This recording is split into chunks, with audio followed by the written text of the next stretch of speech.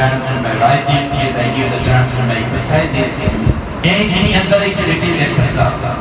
Similarly, the time should be given to the speech also. And then also I told you the very crucial and very easier way how to make speech. And make speech is nothing that is too easy, but just that depends upon you. If you start making speech, if you start memorizing speech and preparing speech from Saturday till next Thursday, eventually, automatically your speech will vary and there won't be any worries, won't be any tribal problems into your speeches. So that's why only just determination and ambition is required. Everyone must be ambitious and everyone mustn't be feeling shyness. And everyone must be confident that the speech is nothing all of our class fellows. There is no any person who is superior than any other person.